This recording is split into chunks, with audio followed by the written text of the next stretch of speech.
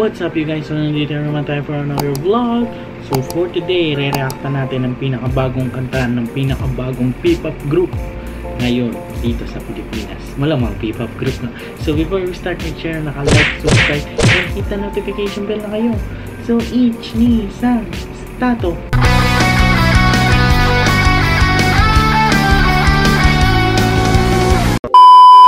So yun nga guys, re-reacta natin ng pinakabagong kanta ng Pixie, which is Iced Coffee. So ano siya, P-pop group siya na ano, matagal ko nang alam tong Pixie, pero ito pa yung first nilang ano, tag dito, first nilang original na kanta. So dati isang napanood ko sa kanila is yung cover nila ng Para-Paraan by ano, kay Nadine Lustre ba yun?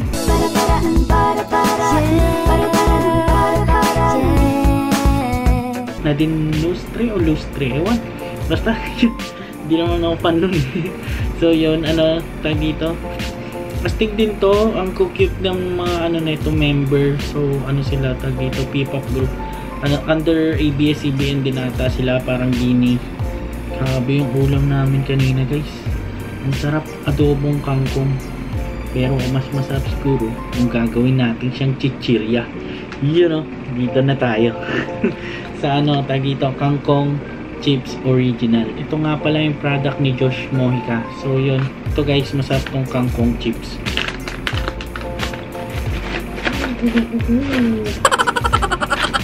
Yun, ang laki.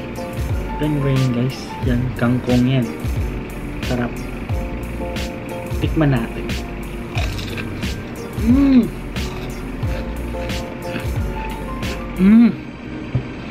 Nakakanyol with K-pop. At nagbibenta ako nito. Hindi nyo ba alam? Nagre-reseller ako nito guys. So, sa mga gustong bumili, meron pa akong ibang flavor. May cheese, may salt and vinegar, may sour cream, may spicy, and many more. So yun, meron din siyang chocolate. Ano pa ba yun? Cheese, spicy cheese. Tsaka, meron pa mga iba sa mga gusto ng ano, ng kangkong chips. Pero dito lang sa Imus, Imus Cavite. Okay, so sa mga gusto ng kangkong chips guys, ano nyo lang, message nyo lang yung Facebook page ko na PRBR Vlog. So yun, saan kayo nakakita ng chichirya pero healthy. Yun. Ano to over K-pop. Midori Maru, anong masasabi mo sa kangkong chips? Napakatalino na nakagawa ng chichirya na yan. Biruin mo, chichirya na healthy. Napaka-astig! Yun, napakalupit talaga ni Midori Maru. So yun, magre-react na tayo. Kumain pa ng kangkong chips, no? Iced Coffee by Pixie. Let's start! Ooh! Yun, nasa gitna kamukha nun sa MNL48. Siya kaya yun? Kasi ABS din ang itong may hawak na. Ang cute! Ang cute niya! Kasi hindi ko pa sila kilala lahat guys eh. Ang cute niya yun. Ang cute din niya. Pilipinang-Pilipina, P-pop na eh. Wala sinadyang ihulog. Wawa naman si Kuya, nilinis pa tuloy.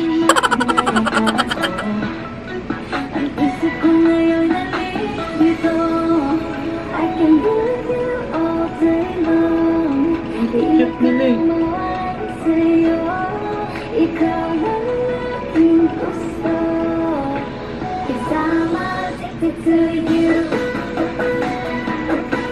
Hey!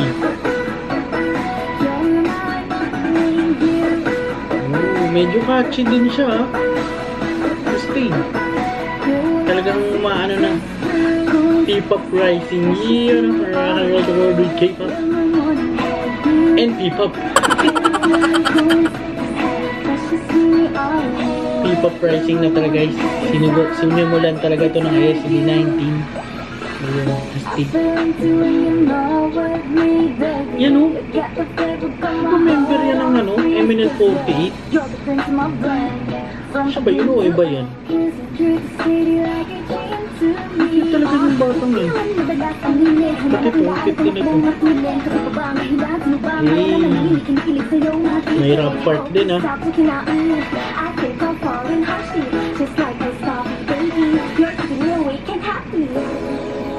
Nagbago ng ano, costume. Ng outfit pala, costume. Ang puting ano ito, Halloween party. Bago sila na ganun. Uy, kinawayan siya. Patay tayo dyan, kinilig.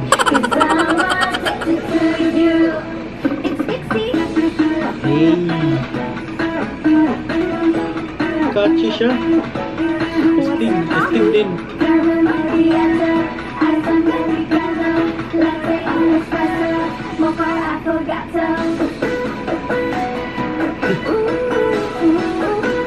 Ang cute nila.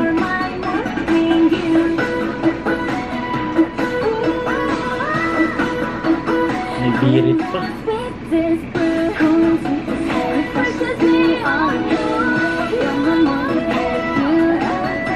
Ano yan? Member din yun. Patay tayo dyan, may jowa. Sad, may jowa. Bad trip sila eh.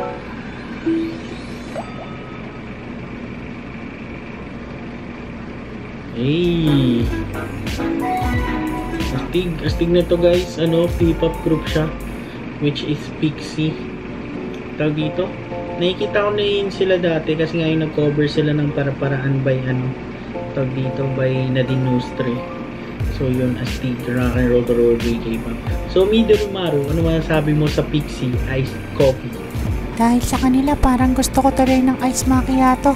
Astig na itong P-pop na to. More power sa kanila. Yung napakalupit talaga ni Midorimaru, rock and roll to roll K-pop.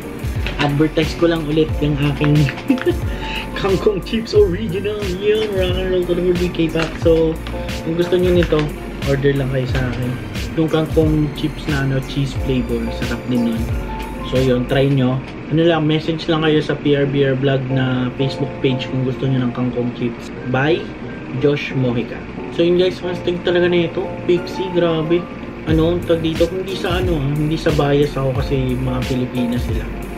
So mas bias nga ako sa Japanese groups at saka sa mga K-pop. Pero astig din na ito, under ano rin nata sila, ABS-CBN. So yung cute nila, lalo na yung ano ba pangalan nun? Alam mo yung pangalan nun eh, yung nauna, yung mahabang buhok. Yung cute nun, nakalimutan ko yung pangalan. Alam ko yung dati kasi nga yung nagko-cover sila ng ano, yung para-paraan by Nadine Nostre. Ilang beses ko na ba sinabi yung gino-cover nila yun.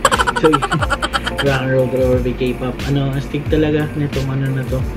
Sana maging ano pa sila, no, maging malaki pa silang group.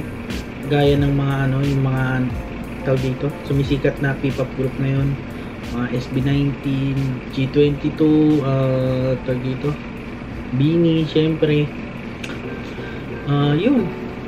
So yun na yung bias ko dito, yung mahabang buhok na ano, yun yung nakita ko kanina. So nakalimutan ko yung pangalan niya. So that's all for today. So thank you guys for watching. Sana na-enjoy nyo yung video na to.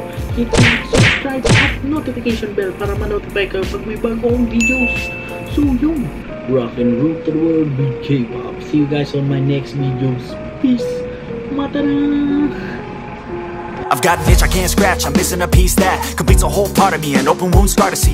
Everybody come here, gather round, welcome to the freak show, the best in town. What the hell's wrong with me? I don't get along with anybody, honestly.